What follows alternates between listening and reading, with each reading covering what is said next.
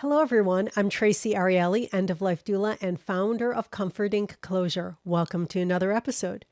Today, we're talking about grief, connection, and a practice many people have never heard of, the Psychomanteum. For some of you, that may spark curiosity. For others, it may feel unfamiliar or even a little uncomfortable. That's okay. Just stay curious. This conversation explores how people live with grief, how connection can continue after someone dies, and how certain experiences may help people process loss, whether you understand them psychologically, spiritually, or somewhere in between. My guest today is Dr. Irene Blinston. Irene is a researcher, author, and grief practitioner who has spent years studying and working with the Psychomanteum. We'll talk about what a psychomanteum is, what people actually experience, why contact is not required for healing, and who this kind of work is and is not for. So grab a warm drink, find a comfortable seat, and join us for the conversation. Irene, welcome, and thank you so much for being here today. Thank you. Thanks for having me. Now, for someone hearing this word for the first time, what is a psychomanteum? That's always like the question. The psychomantium, as we use them now, and then I'll go into what its origins are. A psychomantium is a darkened chamber, a darkened room. Mine and the one we used for research was a tent-like structure, and it is basically pretty much pitch black in there. There is a small, low wattage light that can be adjusted, dimmed, or brightened. And there's a chair on one end, and there is a mirror on the other. The mirror is set at an angle so that the person sitting in the chair can see the mirror, but they cannot see their own reflection. And the mirror, in my view, is the portal to the other side. Excuse me. And it's through that portal they can make communication or make contact with their departed loved one. It's a sensory deprived environment so that there's, we try to keep it so there's no smells. We actually tell people before they come, no scents of any kind, because we can't have anything lingering for the next person in the research at the time, or my next client, to go in, so that there's no sense. And they are not able to hear anything. We keep it as quiet as absolutely possible. And so any of the senses are just kind of in shut-off mode. So it can create a light, altered state of consciousness while they're in there. Now, it's so interesting because I'm wondering about just how does this compare to a journey? Some people have, use psychedelics for a journey. Some people do shamanic journeys also. Is this setting up an environment where it can help with that type of work also? Does it kind of correlate to that? That's a really good question. That's something that was never studied. But I Not could yet. see how. Not yet. Not yet. Yes. Yeah, I could see the possibilities, though, as you describe it. Our focus was solely because we were doing research, and our purpose was solely for answering our research questions, and that was, our psychomanteum experiences. Do they bring about a reduction in grief symptoms?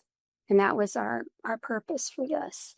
How did you find your way into this work? Because most people, as you said, it's always a question, what is a psychomanteum? I had never heard of it before we talked. So thank you for introducing me to it. So how did you find your way into the work? Well, it's interesting because I definitely had no idea, not on my radar, to do any kind of grief work. But I took a death and dying class in my undergrad, and I was just so enamored by everything that I was learning in that. I found it fascinating, but still, I was going in for the mysticism thing. That was my main area, encounter experiences and things like that. And but when I got to the school, I went to the Institute of Transpersonal Psychology, which was bought out now at Sophia University in Palo Alto, California. And there they had done in the 1990s a Psychomanteum study, and they still had their Psychomanteum set up in one of the rooms at the school. So, somebody asked about it, and I heard about what they were doing, and another schoolmate and I were like, this sounds fascinating. Let's push that they do it again, that we can do this research again while we were there. And that's how it came about. And so I learned how to be a facilitator, and then I eventually started training facilitators. And these were students, PhD students coming in because we were required to take a research unit. And so I was the Pied Piper trying to get everybody to come in to do research with the Psychomanteum. But I was eventually training them to be facilitators. But it's not for everybody, obviously, and it's not for everybody to be a facilitator. But for me, and the way I was raised, my mother was, I called her a closet esotericist. So I was used to, they would do what was called spirit writing, but I think they call it automatic writing now. And she would use the Ouija board. And I mean, my mother, I was exposed to everything at a very, very young age, like 4 or 5 years old. And she was actually like using Zener cards, which they're used in psi research, which is parapsychology. And so I was trained at a very early age. So my psychic and intuitive abilities were enhanced. But I was always like, this is so cool. I love, this delving deep into this stuff. And so when I had an opportunity to become, well, one is to make this research happen and to become part of this research unit, I was in it for, well, ideally I was only, it's a secret. I was in it for 3 years while I was a student. When I graduated, the director of the research unit finagled a way for me to be in for another year. And no one was the wiser. But and that was because I became the lead facilitator, and I got all the tough cases, like people who had family members who were killed, like murder. So homicide, I can't say the word because the last time I did this on a podcast, YouTube deleted it out. So they took their own life, unalived themselves. So died by family members suicide. That the YouTube doesn't take their use from it to me. They don't. Okay, now that I'm saying this, knock on wood, they don't cancel me out. But okay. All right. Yeah. Because that's after that happened. I was like, oh, okay. Mental note, don't use that word. But those were cases and it was so interesting, Traci, just to take them through. It was a 3-step process. And so we had them bring mementos and this is anybody, not just those who had tragic losses. But I mean, tragic in the sense of really heart-wrenchingly bad, that just people would come to who lost a family member but didn't get a chance to say goodbye or whatever it might be. And so we talk to them about who it is they want to contact. And then they go into the Psychomanteum.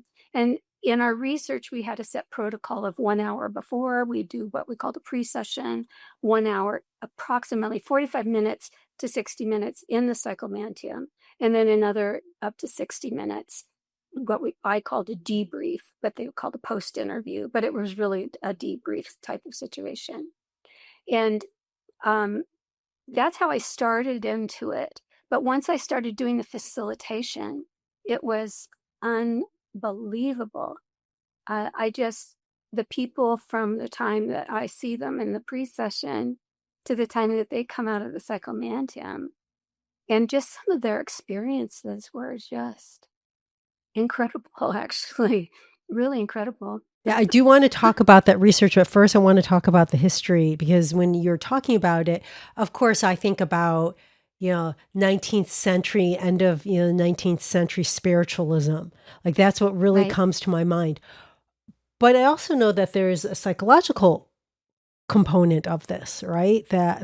So can you give us a little of the history of the Psychomanteum? Well, actually, the only psychological part of it is that Dr. Raymond Moody, who's a psychiatrist, is the one who developed it. And he put it together, I think, in the early 1990s, maybe the late 1980s. He wrote a book called Reunions that came out, I believe it was 1994. And then it became like a big, huge thing because Oprah had him on, talked to him about his book. But how it came about for him is Dr. Moody is not, not only has a PhD as a medical doctor in psychiatry, but he also has a PhD in philosophy. And he loves philosophy, loves Greek philosophy. So he went to Greece and found what was called the necromantium, which is basically it's like the Oracle of the Dead. And was studying that and went in and he had a film crew. Well, I don't know about a whole crew, but he had filming there, which I can't find anymore on YouTube. But that's when he was showing, he said it was like a 29-day process. It was more than a psychological process, although certainly that's part of it.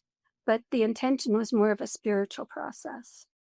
And so 29 days of prep to go, and they were in like a darkened chamber during this 29 days, like at the fasting or whatever.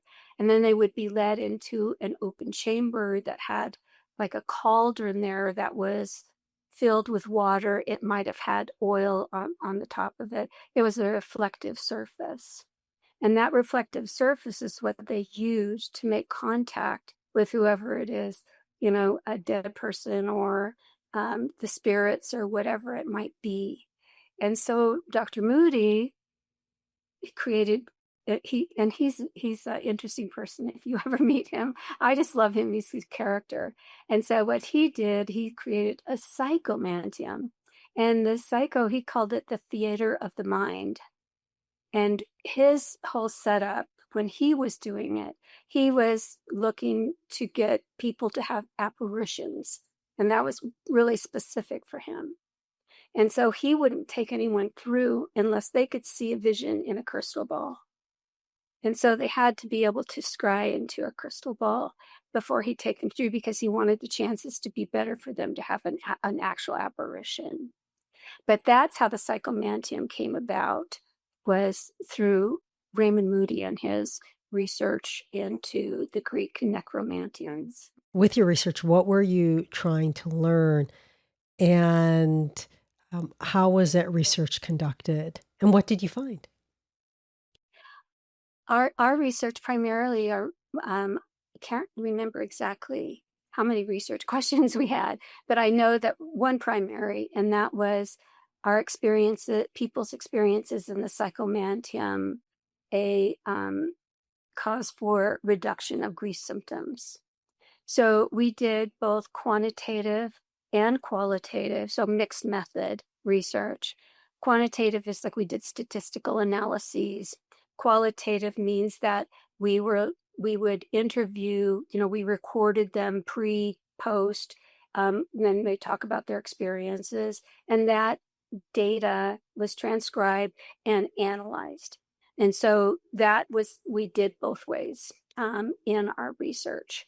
So we used a Likert type scales, which is like 5, choose between 1 and 5, 1 being I'm still angry as heck, 5 being I have no anger anymore at all.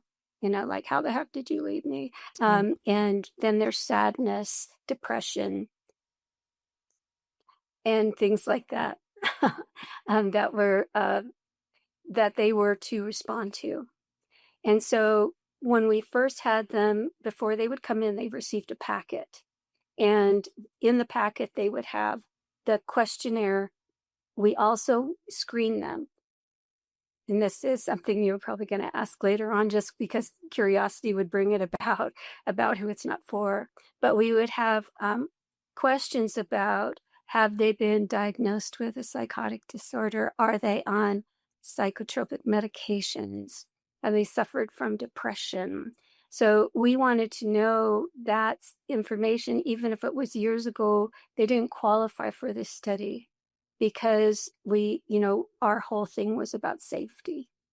And so they answered those questions, and then they would fill out these Likert scale items, like my level of sadness is I don't feel sad to I am just absolutely sad. And so they would fill that out. So our pre would give us our baseline of where they were in as far as the symptoms of grief were concerned. Excuse me. And then after they went through the Psychomanteum and they did our post session, where that debrief is what I called it, then they would fill out that questionnaire again. And then we would compare what were their ratings before they went in, what were their ratings after. Then a month or 2 months later, we sent them that rating scale again to have them fill it out again. And 92% of them, we actually took a lot more than 100 through, but we pulled 100 that we did the analysis on. So 92 of them had still their grief symptoms either stayed the same or reduced even more. Oh, nice. So it was that. So it was, and then we did statistical analysis on it too. And it was pretty incredible as far as the reduction of grief symptoms and that they lasted over time. So the research in the study wasn't about, hey, are people actually really seeing their loved ones and communicating with your loved ones? It was really because it was really about the reduction of the symptoms of grief. And at that point, it doesn't matter if it could be proved that their loved one communicated with them through the mirror. It is more about their experience. They experienced this, and this is how it affected their grief. Right. Okay. That's absolutely right. In fact, that was one of the things is that we can't interpret. Yeah. They had to make the meaning out of it if there was meaning to be made. Yeah. We just were, like in the debrief session, the typical response for a lot of people when you open the flap on the tent structure was nothing happened. And so, and they're in a slight altered state. So we have to be careful because there was a bar that was part of the tent structure. So we had to make sure they didn't trip over that coming out. So we had to help them out just for safety's sake. But once they got into the debrief, then, the questioning was, okay, when you got into the Psychomanteum, the dimmer switch was there. Did you dim the light or did you adjust the light at all? And we had them go step by step and they'd say yes. And we'd say, like, did you see a difference in the mirror as far as like you adjusted the light or whatever? They go, yeah, then the colors started to come out. And then we say, oh, the colors would, okay, then after that, what happened? And then they would say, well, there was these like lightning bolts coming out of the mirror. And so that's what they're doing is remembering, because a lot of times when you're in a state that you're experiencing something that just doesn't compute, the brain will, for safety's sake or whatever, will block it off. So if you don't do the debrief afterwards, then it pretty much a session is kind of lost. Because if they say nothing happened, which was real typical, having them remember that's when it becomes dynamic, because then they're just like, oh, that's right. And then they'll, once they start talking about it or whatever, you can see the change. And that's with the people who said nothing happened. And then there are people who, when you open the flap, they're changed. And they may say that my daughter talked to me, or I saw my grandmother. Like two people saw apparitions in our study. So they're rare. They're rare to have happen. But it's not up to us to go, oh, brother, that's all in your mind. Or it's like, oh, that was your grandmother for sure. We couldn't do that. It didn't matter what it was, to be honest with you, because it's their experience. So we couldn't judge their experience because no one can. That's only they can. And if it caused a change in their grief, all the better. So that was something we didn't question. And that's one of the things that, even in my personal, my dissertation research, my doctoral dissertation research, I was studying people who had spiritual experiences, but pretty, it was very distinct. But that was one of the things that one of the people on my committee, who actually happened to be the director of this research unit, had said that it's their experience. There's no way that we can interpret it or make a judgment about it. And if it causes peace, then what is it to us that we try to change that or take it away from them? And so in probably a common term that people would use, oh gosh, I just lost it, is when somebody, the placebo effect is what I'm trying to think of. So even if with the placebo effect, it worked. And our research showed that it worked over time. Personally, I believe that there's something beyond us, and whatever their experience was, I just think it's wonderful, and that the Psychomanteum is, the environment is made specifically for that purpose, for the purpose of contact, whether it be a felt sense of presence, whether it be a full-on apparition, or whether it be an an audible type of experience. It doesn't matter what it is. If it causes relief from pain, from symptoms of grief, then it's working. Yeah, it's working. I totally agree with that. I was going to ask you about the environment and the role it played. And what I liken it to is, every single spiritual practice and religion, they set up an environment. You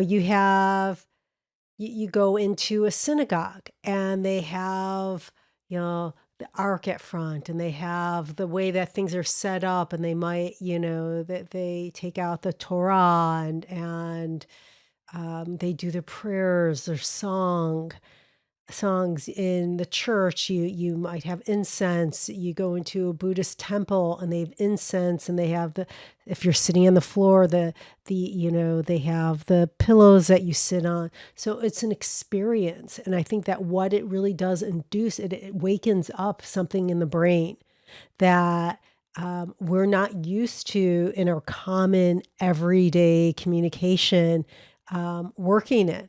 So the environment really sets up to open up that expression in your mind, I think. Right. Absolutely agree with that. And also the ritual aspect of it. Yes.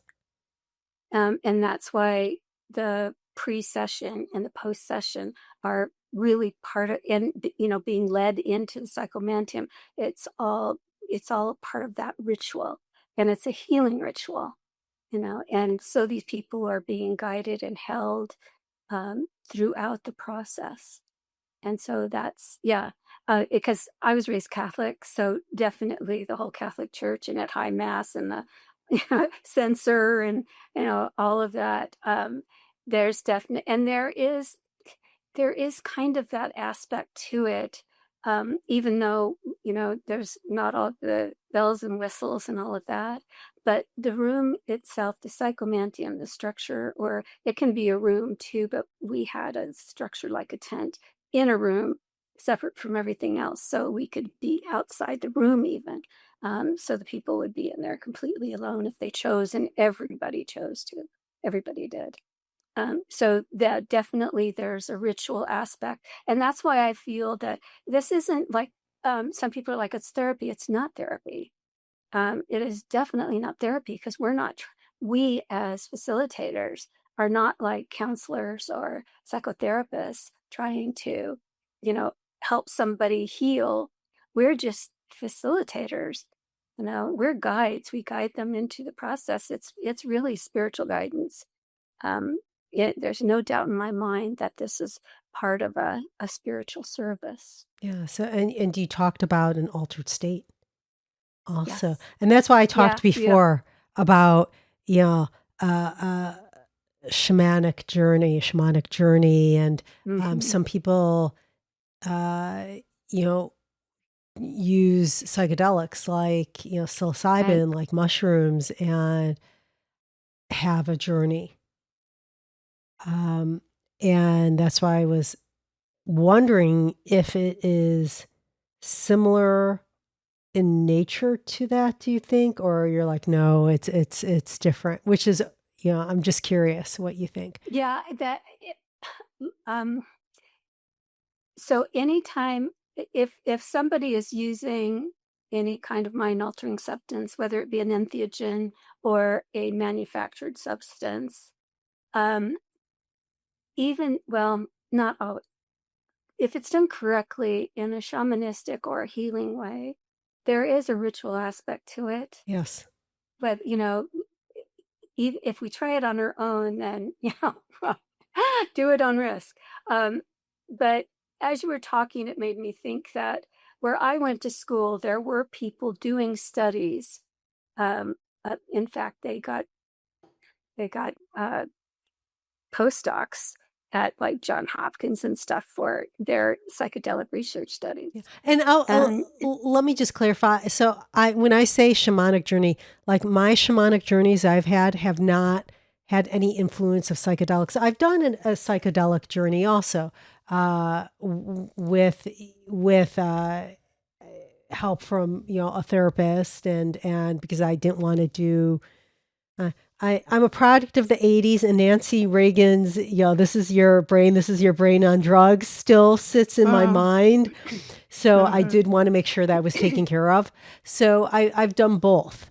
And so when I'm talking about a journey like a shamanic journey, I'm not meaning using psychedelics at the same time. So Okay. some of it is the meditation that goes into it. Some of it is imagination, which I'm sure you need to open up your imagination quite a bit with this also. Yeah, and what you're describing too is you're still talking about a facility. Well, hopefully, anyway, Facilitated, you have a yes. guide. Yes. It's a facilitated process. Yes. Hopefully, Yes. everyone should have a guide through these that somebody who knows, because for safety's purposes. Definitely. One of the facilitators in the research unit, he's a neo shaman. He did his research on shamanic journeys, so he was familiar with that, and he and also, I, the people who were studying like entheogens mainly, Hmm. I think one person was doing DMT or whatever, as far as his research. But I don't know what these facilitators, the research team was doing when we weren't taking clients through. So they may have been testing the psychomantium. And who knows, they may have even um, put in proposals for research studies by using the psychomantium as a structure for that purpose. But I don't know. I don't know that for sure. You just actually brought that to my mind as a possibility. That it I do know what you mean, because there's also drumming involved, and Yes. the drumming and meditation can bring on an altered state of consciousness. Yes.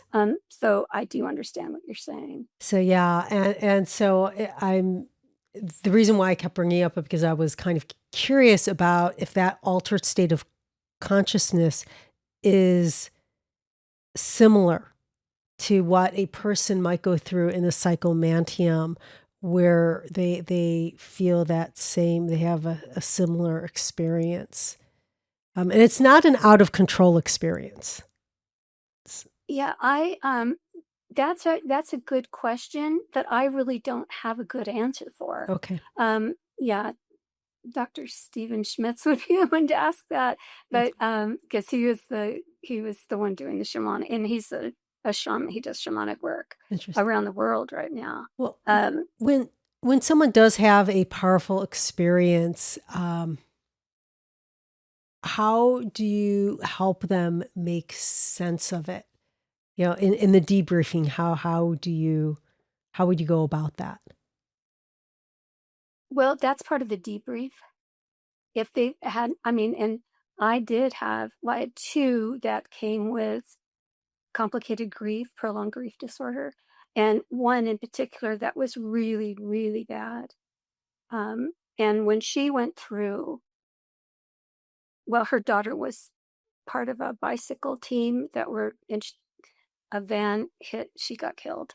Um, and so, and this was single mom, her only daughter, her best friend, sole companion, and she was devastated. And so she wanted to make contact. Her therapist sent her to us. And so I was lucky enough to take her through. And so when she went in, I always tell people when they're in that the mirror is like, ET phone home. That mirror is where the veil is, and the veil has been lifted for in that environment that's specifically for them to make contact to communicate. And so when she went in, whatever they do in there, I don't ask.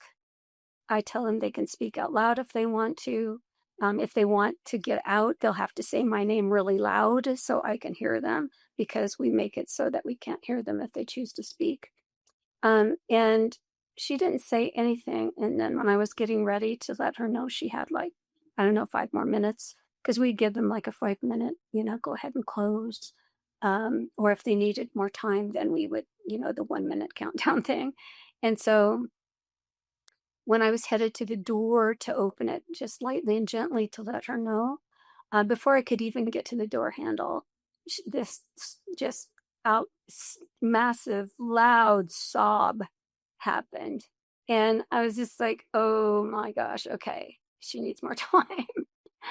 And I thought, gosh, because she was really in bad shape. And so when it was time, I said, are you ready? It's time. And so she said, yes. And when she came out, I mean, it was like a light had lit her up. And I was touched. I mean, I could feel the energy. I mean, it was amazing.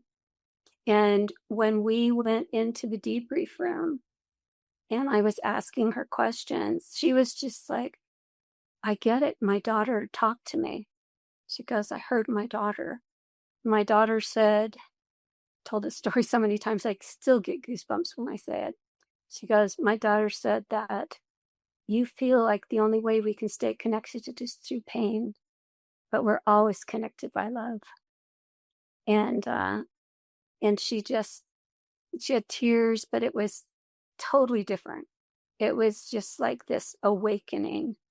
And yeah, I mean, and she was completely 180. She was like gone. All of her symptoms were like at, zero. And she came back a year later, and she was like she was a famous person in her field, and was losing that because of her grief. But a year later, she came back, asked for me, and I took her through because she wanted to ask her daughter, she wanted to get her daughter's opinion about her changing her career. And so that's what she did. And she came out and she's going, okay, I know what I want to do. And so we did the debrief, and she told me all about what she was going to do and what her daughter told her. And so we can see these massive transformations.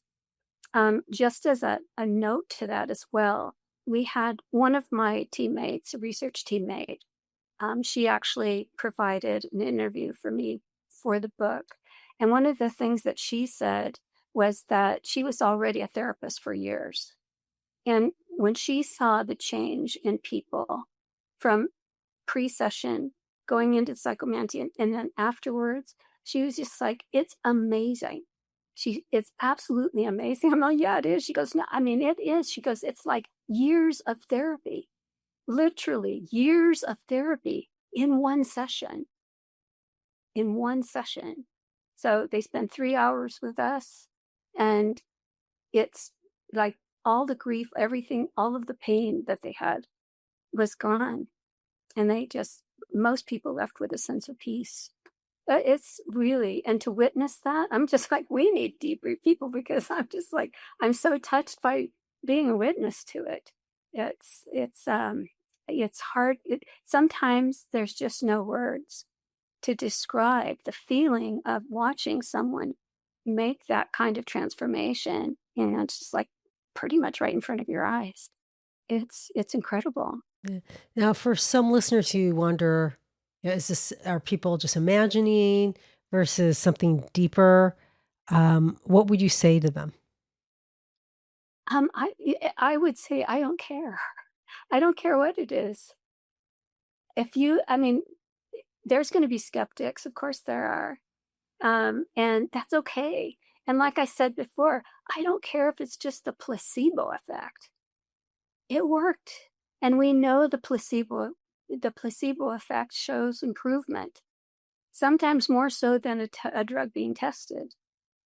So, I mean, to me, it's like, it's not up to me to judge their experience or to try to analyze their experience. That's theirs. I'm not going to take that away from them. And if it caused healing to happen, then that's fantastic. That's incredible. I mean, how can you take that away from someone? No, you can't. You can't. I You just gave an example of staying connected to a person with your friend or with the woman Yes, who is yes. staying connected to her daughter. Have you ever had people who instead were there to let go of someone versus staying connected to them? I don't think this person was, I mean, she was part of the research, but we did not take hers to analyze. Um, she had a lot of anger, Mm, and she went in to make contact and to just tell the person off. mm, mm, You mm, know, mm. I didn't know that. I mean, Right. um, she was, I took her through, but it was interesting because she never had an opportunity. And in the Psychomanteum, the mirror is this portal to the other side to contact this man's consciousness. And that's how I describe it. Consciousness, if consciousness survives bodily death, consciousness is, it's with the body, it's connected somehow, and then after the body dies, it's still out there somewhere. So whether they're dead or alive, you can still contact somebody's consciousness if this hypothesis is so. And so she went in and she just like let the dude have it. And so when she came out, she's just like, yeah. and, Good for and I her. just thought, yeah, really, I just thought that's awesome because she was angry when in her pre-session. Mm, She was so angry. And then the relief and the peace that she felt after that, I just thought, wow. Not that I'm endorsing this, but I could see therapeutic applications for the Psychomanteum. yeah. It would take special kind of training for that, but um, I could see the possibility. Yeah. And for her, that was amazing to experience too as the facilitator. So,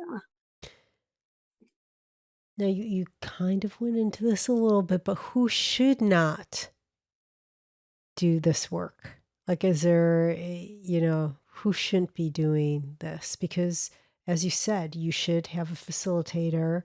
right. If you don't have a facilitator, harm could happen, Yes. Yeah. possible harm. hmm It is possible. I mean, we don't know what happens, as far as people's memories of their experience in the Psychomantium. Personally, I feel like there's no debrief and they're not walked through and able to talk about their experience, even if they felt they didn't have one. Then possible harm could be done because they may remember bits and pieces and they never had a chance to work through that. We only ask questions and they answer. And so there's no, yeah, it's not really a therapeutic process in that regard. It's allowing them to be in a safe place to talk about their experience without judgment or anything. But as far as people coming through where there could be a difficulty, like I said, um, we screened for people who were under the care of a psychiatrist, or a psychologist.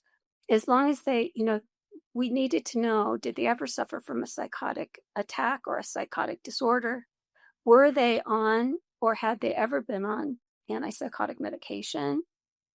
Um, and the reason is that we don't know if in the psychomantium, in this darkened chamber, sensory deprived, that it could trigger Mm. an episode.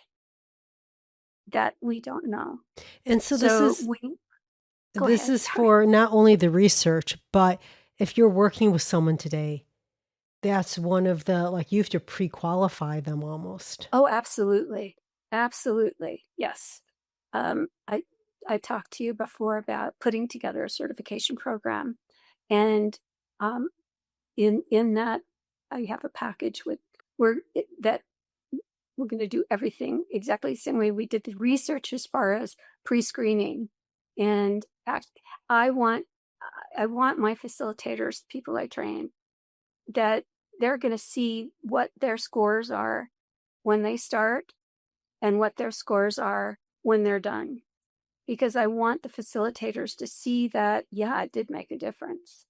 This helped the person. And so they actually have data to show that.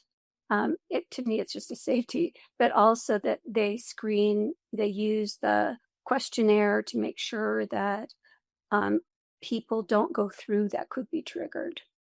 We had somebody I think that they suffer from depression, but we didn't know that. And I didn't take the person through. I didn't know about it until after the analyses were being done and the qualitative analysis was being done.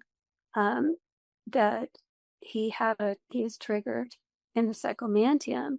And he said it didn't have anything to do with the psychomantium or, the facilitators or anything, and that he was calling his therapist. But he slipped through the cracks as far as I'm concerned. I'm not sure how that happened, to be honest with you, but that's something that, I want to avoid completely. So having the screening done where they have a questionnaire and they answer those questions beforehand so they can let them know, I'm sorry, you don't qualify to be able to go through. There's certain therapies that, there's certain people can't do certain therapies. I probably wouldn't want somebody to go through who suffers from epilepsy. Mm. So these are all the things that we have to consider before we take someone through a ritual type of environment like that. Now, when you work with people and they have this great experience, do you follow up a few months after? I know you mentioned a couple, but in, you know, in do most of the people, does this experience and the effects of the experience last several months? Is it like a change, or do they need to come back for retraining, like upkeep? Because these brain waves, these patterns in here sometimes are pretty well set. To my knowledge, no one came back or that their symptoms increased. And so that they wanted to come back through. We've had people come back through for like another person, that they were grieving. They did one person and they come back a few months later and do another. That's certainly a possibility. But to my knowledge, like the woman who came back, it wasn't because she was grieving. She wanted that environment is specifically made for contact. So she wanted to go through it again so she could ask her, talk to her daughter. And so that was the purpose of her coming back. Now, I know that Um, you say that you're not a therapist, like you aren't doing therapy, and but this grief work, there is a therapeutic component to it, and there's a spiritual component to what you're doing also. How do you make meaning of that combination for people? well, again, I don't believe, I can see how people think that it's therapy, but it's not. Now, there may be a therapeutic result.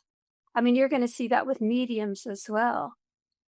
That, but they're not going to call themselves therapists, and they're not going to call the work they do therapy.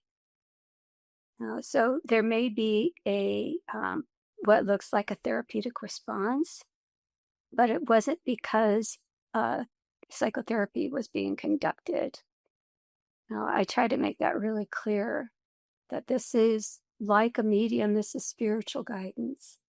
And we are facilitating them to basically cut out the medium and they become their own medium in this process. And so they have signed informed consent forms. I have my clients, they sign informed consent forms. They know that, they're doing this. It's not therapy. They're going in to, for this work that they are going in to be their own mediums or whatever, however they want to describe it. But that's one of the things I really kind of push up against, because one is that there are a lot of people that wouldn't come if it was called therapy. Oh, yeah.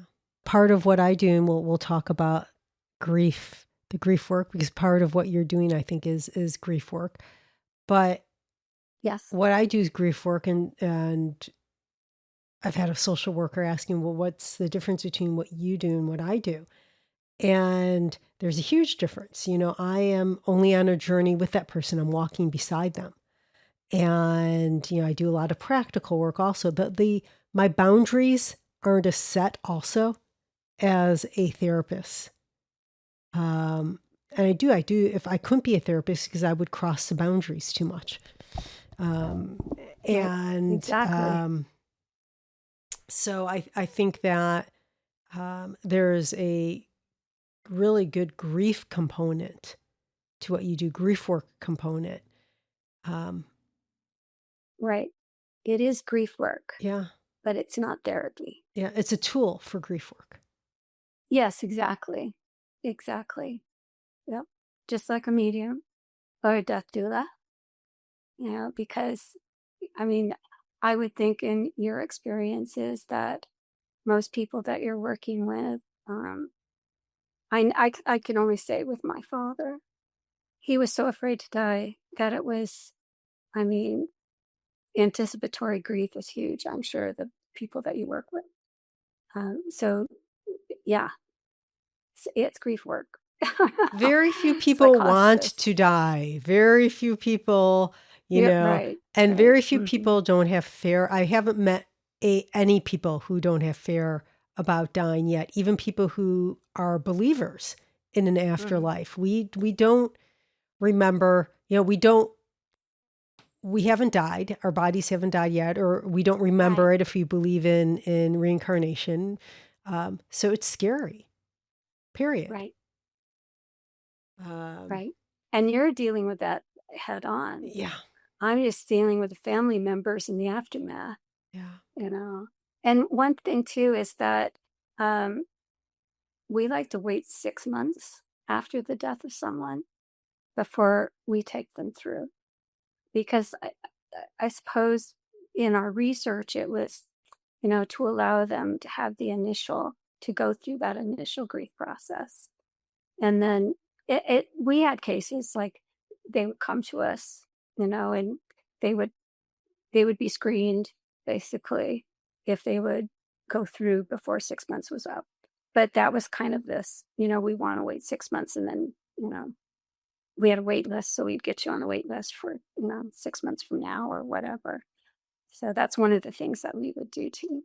You did it for research, but today, how can people, because this isn't a very common thing, psychomantiums are not very common in society.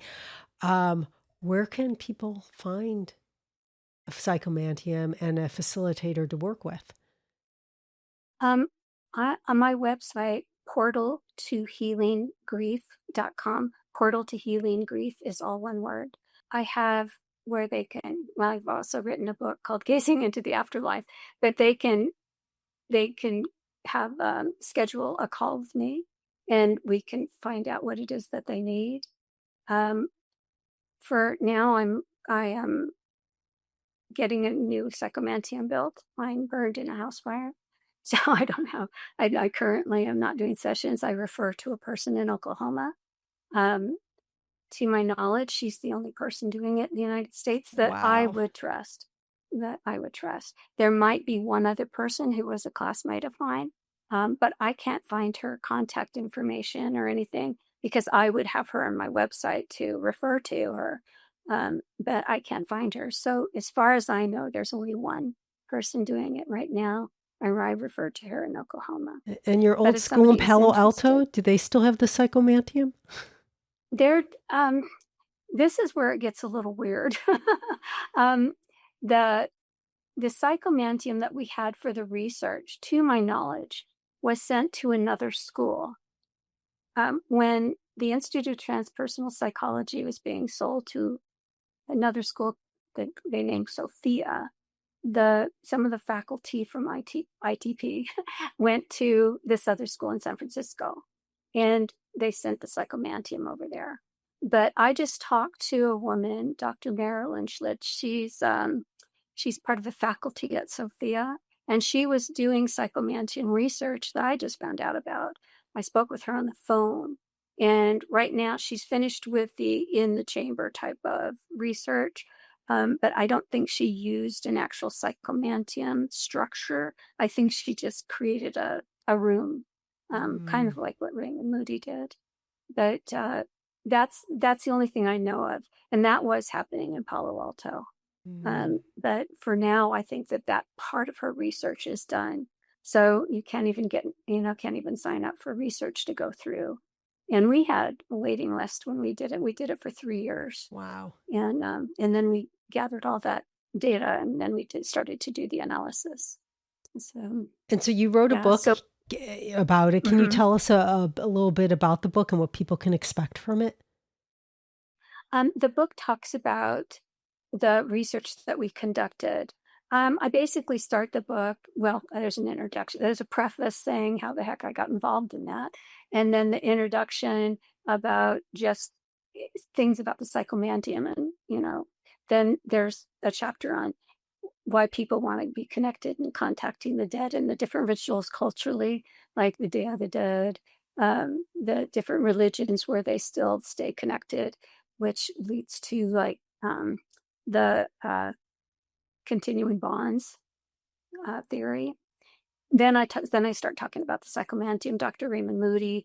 Then I talk about the participants, why they came to this study, and then what we discovered. What were their experiences. And at the end of the book, I talk about other potential uses for the Psychomanteum, which I would love to be able to try out. Um, and I'll probably be teaching the potentials for those uses in the certification program that I do. And then I have an appendix for why we grieve, the types of grief, and things like that. So, Very good yeah. stuff. Well, Irene, I want to thank you for being on the show and for sharing your work and your experiences with us. For anyone that is listening and wants to learn more about your work or get in touch with you or find your book, how can they? Well, the book title is Gazing into the Afterlife. They can get it on Amazon or any online bookstore, or I think even like Apple Books or anything like that. They can get it. And if they're in other parts of the world, you can order it through pretty much any brick and mortar store, Gazing into the Afterlife. And then the way you can, like on social media, Facebook, Instagram, LinkedIn, you know, Facebook.com/ Dr. Irene Blinston or Irene Blinston, PhD. So they could find me on Facebook And or any of the social media. do you have a website? I do Portal to Healing Grief. It's all one word, portaltohealinggrief.com. Great. And we'll list that on the description of the Oh, episode thank so you. people could. Listeners, grief looks different for everyone. There's no single right way to experience it, explain it, or work with it. What matters is finding approaches that feel supportive, safe, and meaningful to you. You get to choose what fits. You're allowed to stay curious and take what's useful.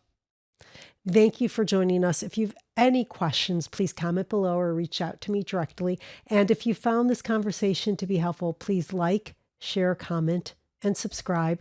This is Traci Arieli from Comforting Closure, wishing you peace and comfort in your journey. Until next time, take care.